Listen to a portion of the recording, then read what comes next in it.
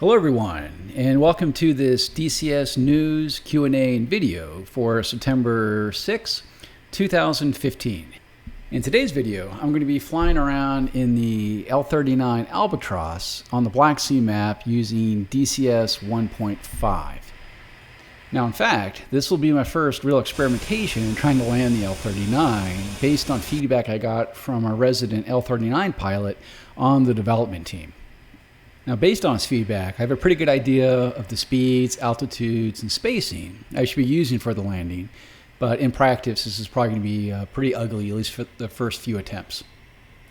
Now, based on the instructions I received, I should be at about 600 meters at 350 kph on the downwind leg, and then when the wing is about at the end of the runway, it should be about 330 kph and lower the landing gear. And then when the runway is about 45 degrees behind me, I should be at 300 or so kph. And at that point, then I'll pitch into the base leg. And then on the base leg, I should be at about 400 meters and about 280 kph. And at that point, I'll lower the flaps. And then I'll pitch into the finals. In finals, I'll be starting at around 300 or so meters, 260 kph. And by the time I'm at close final, I'll be about 230 kph. Now that's the plan. How it actually works in practice, at least for the first few attempts, will probably be pretty wildly different, but let's see. So now let's move on to Eagle Dynamics news. Now, as most of you I'm sure are very aware, we're planning on releasing DCS 1.5 later this month. And despite the snarky comments, we are very much in line of releasing it sometime between mid and late this month, as well as the L-39. Now, when we do release DCS 1.5, it will be released as an open beta.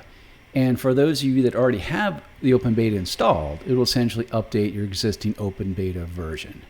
For those of you who don't have the open beta, you can download that free from our website. I'll include a link to the open beta in the video notes. Now, prior to the release of 1.5, the team's been very busy trying to get 1.5 ready for the open beta release.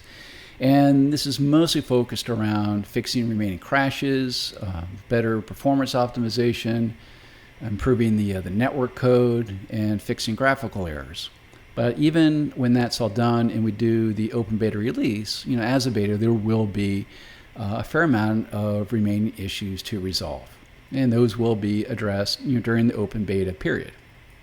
Now, while a lot of the team has been focused on the release of DCS World 1.5, another part of the team has been, as you might imagine, very focused on getting the L-39 Albatross ready for open beta as well. Now, the primary focus of the L-39 team, as you might imagine, has been doing the remaining features of the L-39 and squashing bugs, as well as creating additional content for the product. Now, when the open beta ships, we'll have a set of instant action missions and single missions. And then as the product is fleshed out more and all the features are in, then we'll also be creating a training campaign. Now, for the L-39, we're also developing a brand new AI acrobatic scripting system. This will be particularly useful for training missions where the AI can show the player how to perform maneuvers. This will include a dialogue in the mission editor, which allows you to create maneuvering sequences with starting conditions and maneuvering parameters. It will also include some pre-made maneuvers such as simple turns, forced turns, military turn, loops, skewed loops, split S, implements, barrel rolls, aileron and fixed rolls, wing overs, hammerheads, knife edge, chandelles, spirals, dives, and climbs. Now, in addition to the potential this has for single missions such as acrobatics and training missions, this also can form the foundations for a much more advanced dogfighting AI system. Now, the last item I want to touch on for today's news is concerning DCS World War II, and give you a little update on that. Now, the vast majority of the focus on this project right now has to do with the Spitfire. And while we have a object up and flying around in DCS World, vast majority of the work right now is simply code-based. So, as much as we like, there's really nothing to show at this point. hopefully in the not too distant future, we'll have the cockpit systems up and running, and we can show you more. But there's just really not a whole lot to show right now. Now, another element of DCS World War II, of course, is the Normandy map, which is also making really good progress, which we actually have a really talented third-party team working on right now. And once it's a little bit further along, we hope we can give you some really good images and videos of that. So that is the news for Eagle Dynamics. And I'm going to move on to the Q&A section now. And unlike Q&As in the past, where I took 10 questions from the community, today I'm going to focus just on one single really big question that we've had for quite a long time and across many of our subforums and even forums from other websites. And this has to do with the age-old question of what's going on with air-to-air missiles. So the development producer and I, Cheech, had a long talk about this. And we essentially came up with 4 points that express our thoughts on this subject. So rather than me possibly misquoting anything that he and I agreed on, I'm actually just going to read these 4 points to you. First, Eagle Dynamics is certainly not ignoring shortcomings in air-to-air missiles and is very much continuing to address these issues.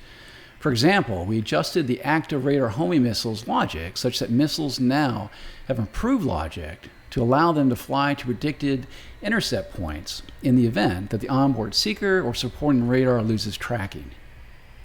We've also recently adjusted the lift potential of several IR dogfighting missiles like the AIM-9M to allow more aggressive G-turning based on some recently acquired hard data. Second, when we make changes to air-to-air missiles, we only do so based on hard facts and not based on game balance, a community consensus, unsourced data, what other flight simulations do, or incomplete data. Third, while we certainly recognize there's room for improvement, a great deal of discontent also lies within the user community.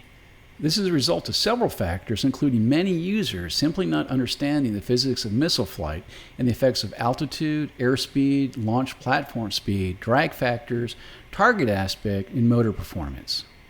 This leads to incorrect assumptions on missile shot ranges at lower altitudes, against low aspect targets, and so on. There is also a very clear bias of how users feel about air-to-air missiles should perform based on their location in the world. A good example of this is the perception of the AIM-120C performance on our English forums compared to our Russian forums. They are night and day. Both forums cannot be right, and this demonstrates how personal bias can greatly affect a user's point of view. While some older PC flight simulations were great for their time, their air-to-air missile modeling was quite primitive and highly inflated. This has led to some users incorrectly taking those faulty performance models as fact. And fourth, as mentioned though, we do realize that there's certainly room for improvement of air-to-air missiles in DCS World.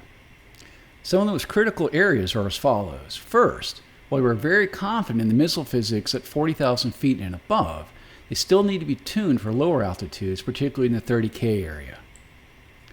While it's certainly possible to adjust some of the missile data to increase flyout ranges at 30K, this then results in outrageous performance at 40K and above. We need to tune this better. Second, currently we have a very basic proportional navigation, PN, that is very energy inefficient against maneuvering targets.